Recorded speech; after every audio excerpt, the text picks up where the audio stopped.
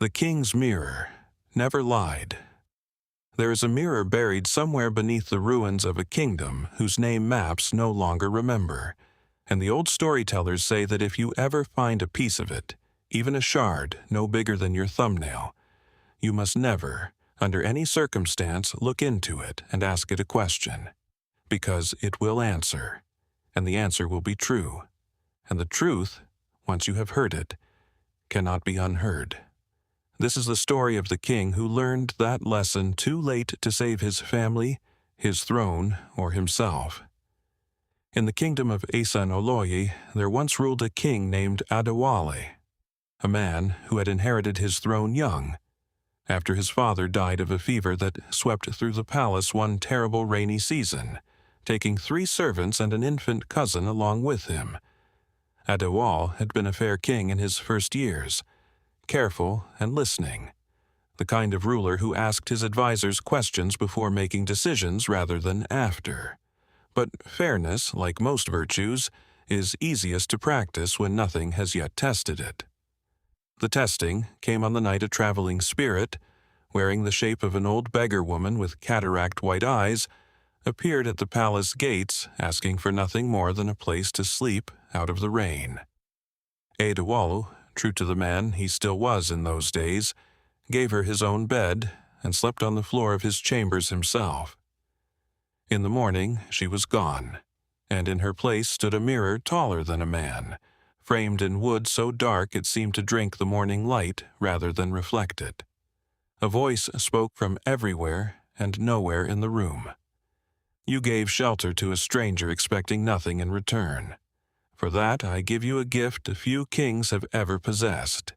This mirror will never lie, but be warned. Truth has a price, and you will not know the price until it has already been paid.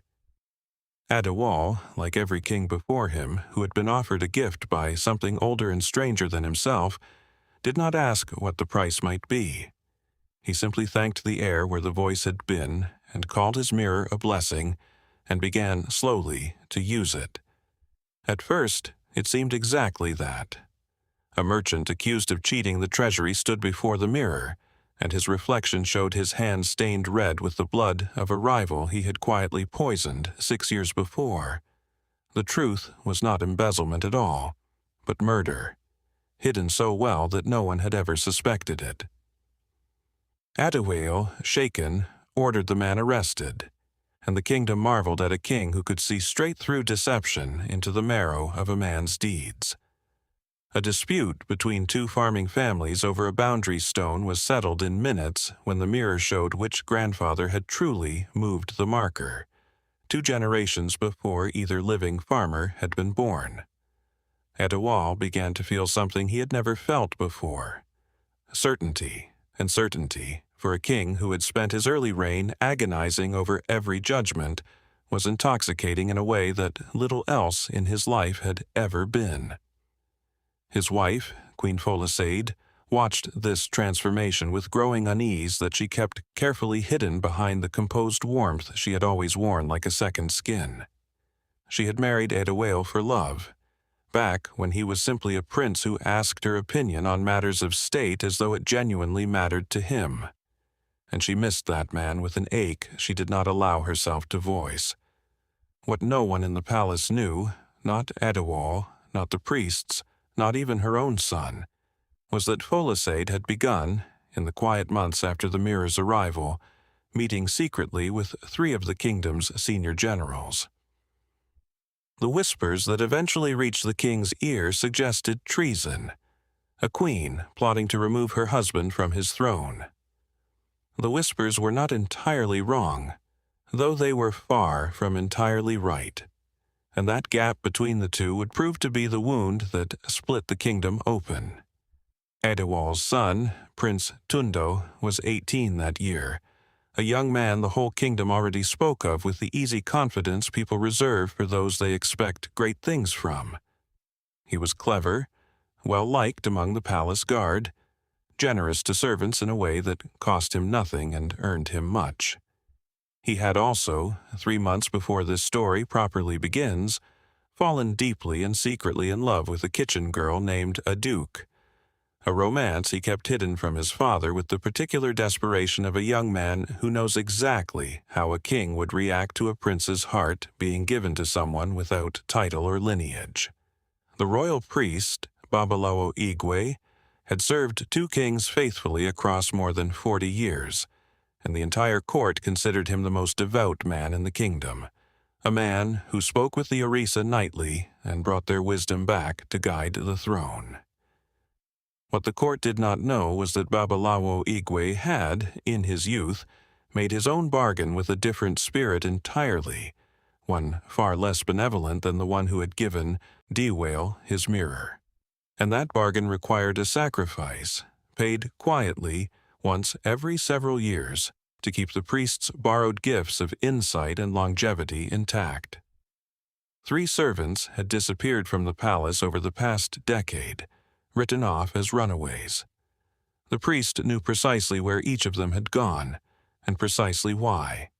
And then there was Olumide, a farmer from the kingdom's poorest district, a quiet man who plowed his small field and asked nothing of anyone, who had no idea that his grandmother, on her deathbed decades before, had confessed to a truth she swore him to secrecy about, that his bloodline descended directly from the royal family deposed 3 generations ago, the rightful line that Adewale's own great-grandfather had usurped through a war the history scrolls remembered far more generously than it deserved.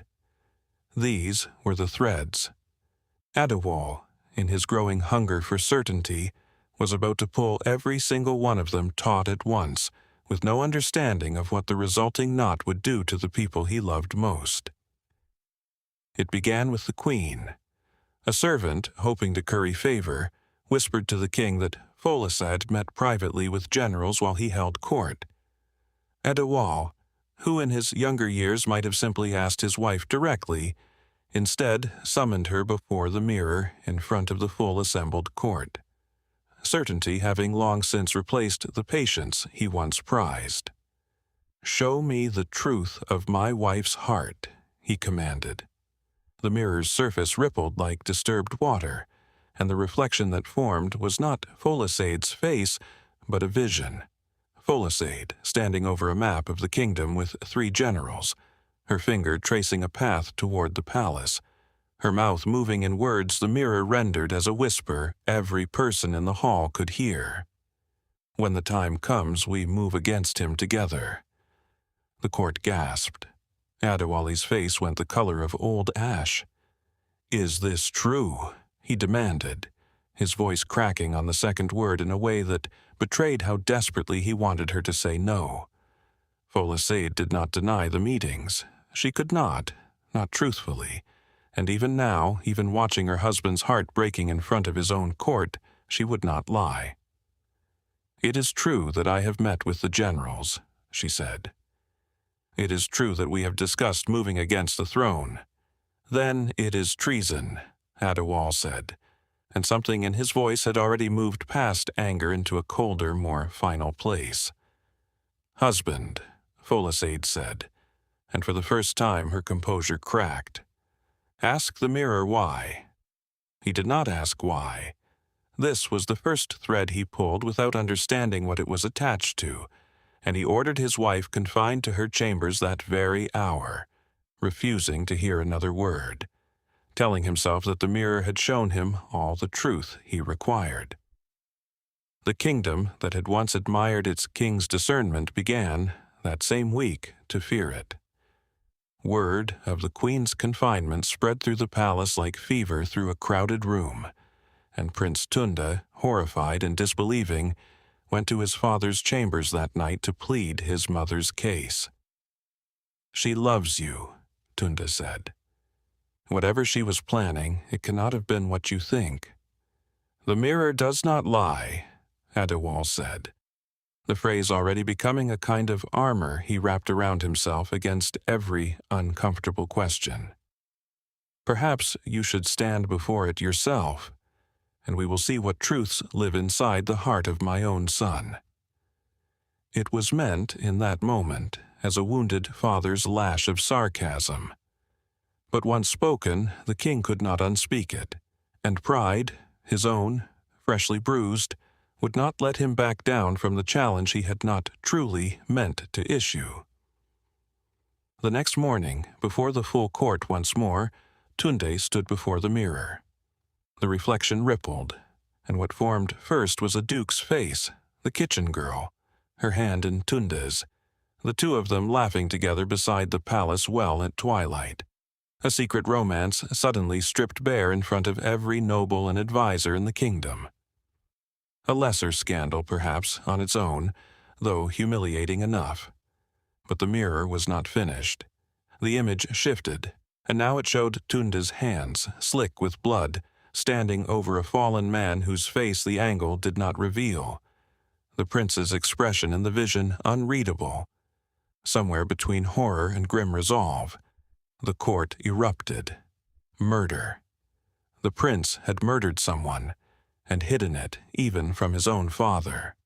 "I have killed no one," Tunde shouted, and the desperation in his voice was the desperation of a man telling the absolute truth and watching no one believe him anyway. "Father, I swear before every spirit you wish to name, I have never taken a life." Adewale stared at the vision, still hanging in the mirror's depths. The blood, the fallen man, his son's stricken face, and for the first time since the mirror had entered his life, uncertainty crept back into him. Not about the mirror's honesty, but about what, precisely, honesty was showing him. It was the royal priest who offered an explanation, stepping forward with the calm, sorrowful authority of 40 years' service. "Majesty, perhaps the mirror shows not what has happened, but what is yet to come. A warning, not a confession."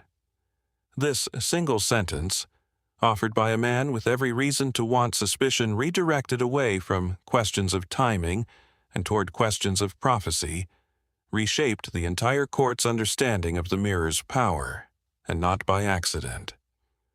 Adewale seized on the explanation, because a son who would kill someone was a different wound than a son who already had, and some desperate part of him needed the crime to still be preventable. "Who will you kill?" he demanded of his son. "Name them now, and we will prevent this future before it can take root." "I don't know what it showed," Tunde said. "I have never raised a hand against any man in violence." Believing his son guilty of a future crime he could not yet name, and his wife guilty of a treason whose reasons she had been forbidden from explaining, Adewale made the decision that would unravel the last threads of trust holding his family and his kingdom together. He decreed that every member of the court, every advisor, every servant, and eventually every citizen who came before the palace seeking judgment would stand before the mirror, so that the truth of every heart in Esanoloye might be known, and no darkness could hide any longer within his kingdom. What followed was not the age of justice Adewale imagined he was building.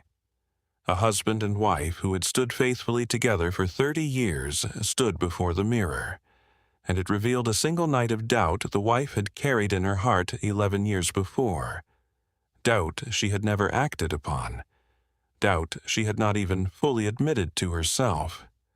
And the husband, seeing it laid bare without context, without the decade of devotion that had followed, never looked at her the same way again. Two brothers serving in the palace guard were made to stand before the mirror together, and it revealed that the younger had once, in a moment of jealous anger long since regretted and never repeated, considered letting his older brother fall in battle rather than pulling him to safety. A thought, nothing more. A single dark moment that every human heart is capable of producing and forgetting. The older brother could not forget it. They have not spoken since. Children were brought before the mirror, and small cruelties, a stolen sweet, a lie told to avoid punishment, a moment of cold jealousy toward a sibling, were dragged into the light and treated with the same gravity as treason, because the mirror showed all darkness without distinguishing the weight of one shadow from another. Trust, the actual substance that had held Esanoloye together far more than any law or army, began to dissolve. Neighbors stopped confiding in neighbors. Husbands watched wives with new suspicion. Children learned to fear a piece of furniture more than they feared any punishment their parents had ever devised. It was into this climate that the farmer Olumide was eventually summoned, swept up in the king's expanding hunger to see every heart in the kingdom laid bare. His case nothing more than an administrative formality, a poor man brought before the mirror simply because the king's decree now applied to all subjects equally. The reflection that formed was not a vision of a deed at all, but a lineage, a shimmering procession of faces stretching backward through generations, ending in a crowned king whose face bore an unmistakable resemblance to Olumide's own, a face the older nobles in the court recognized with sharp, indrawn breath as belonging to the deposed royal line, erased from history nearly a century before.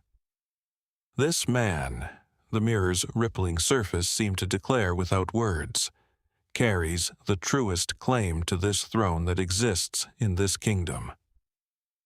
The court did not know what to do with this revelation, and neither entirely did Adewale, whose grip on certainty had already been fraying for weeks, and now felt a fresh crack spreading through it. A farmer with a stronger claim to his throne than his own bloodline. A wife guilty of treason whose reasons he had refused to hear.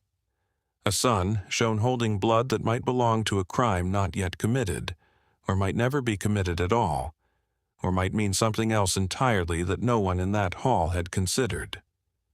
It was Babalawo Igwe who pressed the king toward the final, fatal decision, his motives carefully obscured behind pious concern.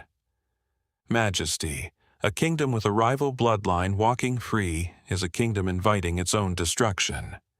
And a prince capable of murder, even murder not yet committed, is a prince who should perhaps never sit upon a throne at all. Perhaps, Majesty, the mirror is showing you that the line of succession itself must change. What the priest did not say, what he had calculated, carefully, and would never say aloud, was that a kingdom thrown into enough chaos, enough mutual suspicion, enough collapsed trust between every person who might otherwise unite against him, was a kingdom in which a priest who controlled the only remaining trusted voice near the throne might quietly become the truest power behind it. He had spent decades cultivating Adewale's reliance on his counsel.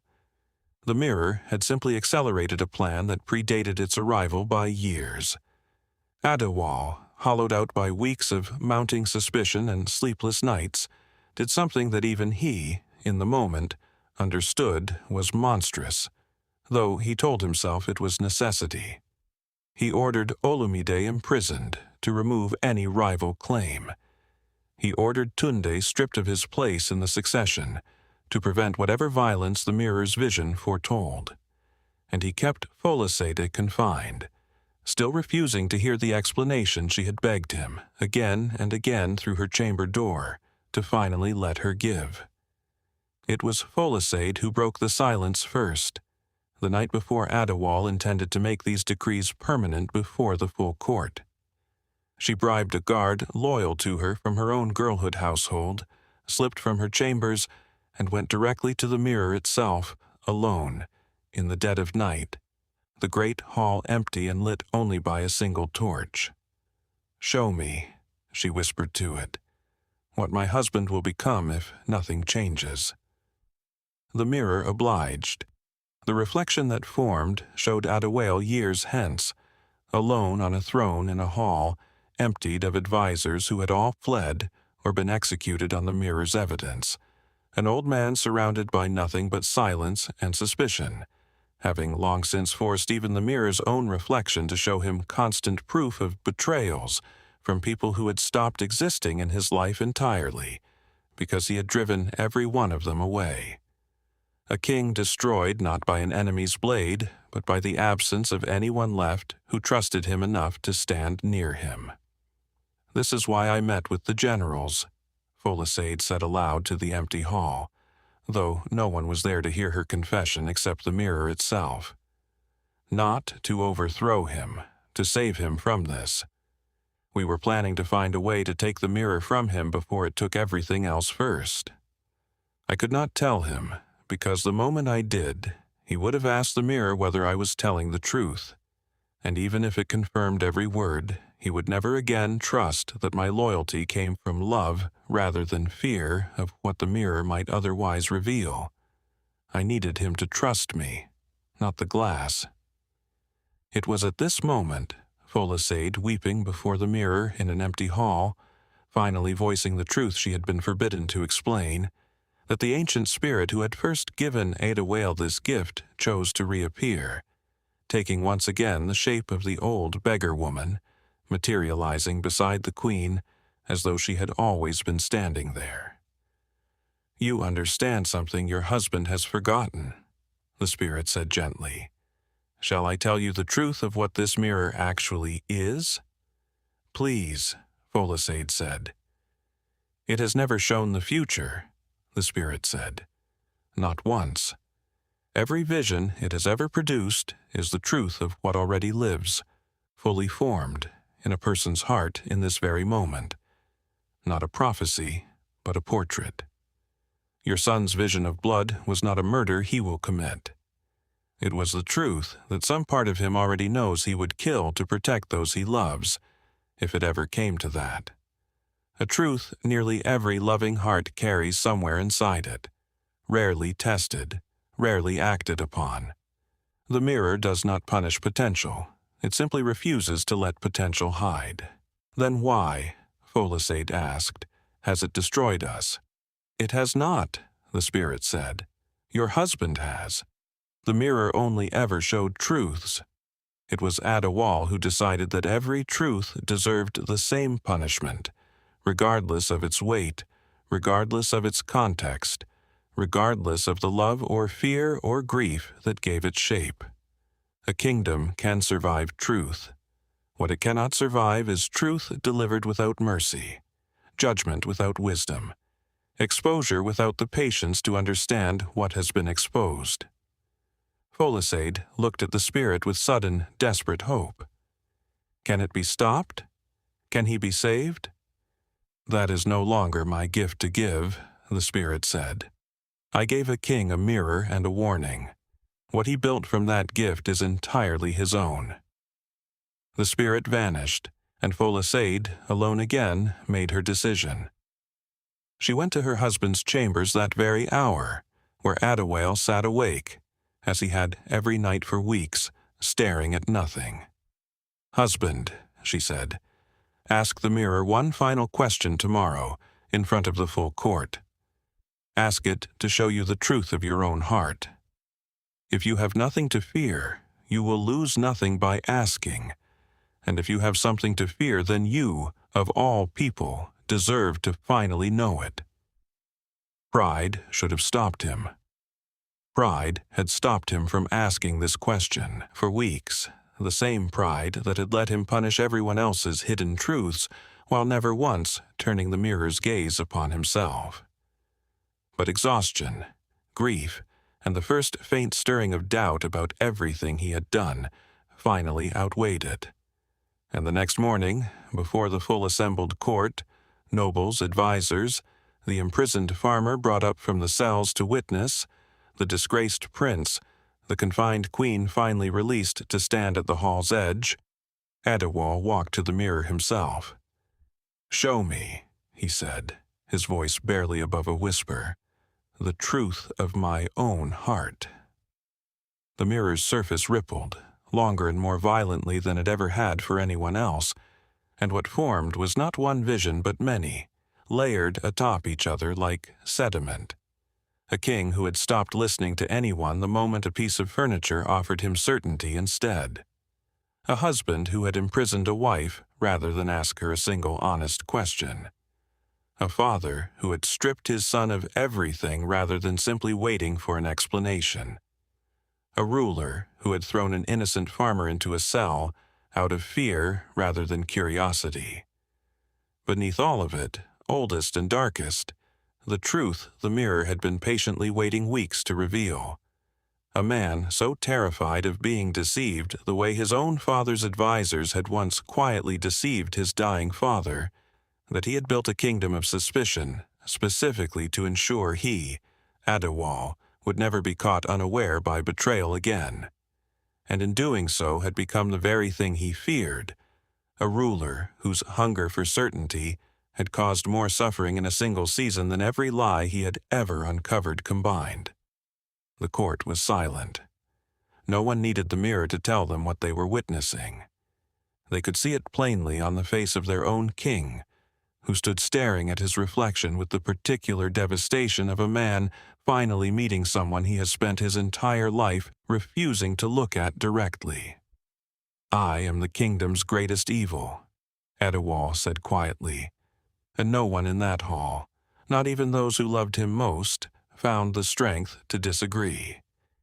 It was Tunda, stripped of his title, who walked forward first. "Father," he said, "the mirror showed you this not to destroy you. It showed you this because you finally asked it the right question. Everyone else you condemned for truths they never asked the mirror to reveal. You alone asked, knowing what it might show you. That is not nothing." "It is far too late for it to matter," Adewal said. "It is exactly late enough to matter," Folktale said, stepping forward herself. "A kingdom destroyed by lies can always be rebuilt, husband. It is a kingdom destroyed by truth without compassion that struggles to recover, and only because the people who wielded that truth forgot that exposing a wound is not the same as healing it." Adewal looked at the mirror once more, at the layered, terrible portrait of himself still hanging in its depths, and made the only decision left that might mean anything. "Bring me a hammer," he said. The court gasped, certain he intended violence against his wife, his son, the imprisoned farmer, anyone but himself. But Adewal walked instead to the ancient mirror, framed in wood that drank the light, the gift that had once seemed a blessing beyond measure, and with his own hands he shattered it. The hall filled with a sound like a held breath finally released. Centuries old, the same sigh Folktale had once heard drifting from another broken thing in another forest entirely, though she would never know the connection, and the shards scattered across the marble floor, each one catching and holding a fragment of the torchlight. Adewal released Olumide from the cells that same hour, restoring not his crown. There was no simple way to undo a century of history, but his name, his freedom, and a portion of land that let him live the rest of his days without ever again needing to fear a king's suspicion. He restored Tunda's place as heir and listened, finally, fully, to his son's account of a love for a kitchen girl that had never once been a crime, only a secret kept from fear of a father's judgment, the same judgment that had now nearly cost the boy everything. Tunde married a duke within the year, and if any nobles disapproved, they had grown wise enough by then to keep their disapproval to themselves. He went to his wife last of all, kneeling before her in front of the entire court, an act no king of Esanoloye had ever performed for anyone. "I should have asked you why," he said, "before everything else. I should have simply asked you why." "Yes," Folktale said, "you should have. But you are asking now, and I find that I am still willing to answer." The kingdom of Esanoloye took years to fully heal, and some wounds, the brothers who never spoke again, the husband who never quite looked at his wife the same way, never healed at all, because the moral truth, the one the storytellers still pass down, holds no promise that every wound truth exposes can be mended. It only promises that mercy, applied where certainty alone had failed, gives wounds their only real chance to close. The kingdom remembers it this way. A kingdom destroyed by lies can be rebuilt, but a kingdom destroyed by truth without compassion may never fully recover. And the wisest rulers are not those who seek to know everything, but those who know what to do with the truths they are given. The shattered mirror was buried, by Adewal's own decree, deep beneath the palace foundations, every shard gathered and sealed away where no curious hand might find them. But mirrors, like grief, have a way of outlasting the ground meant to hold them. Centuries later, in fields that no longer remember they once belonged to a kingdom called Esan Oloye, a young shepherd searching for a lost lamb struck his foot against something half buried in the dirt.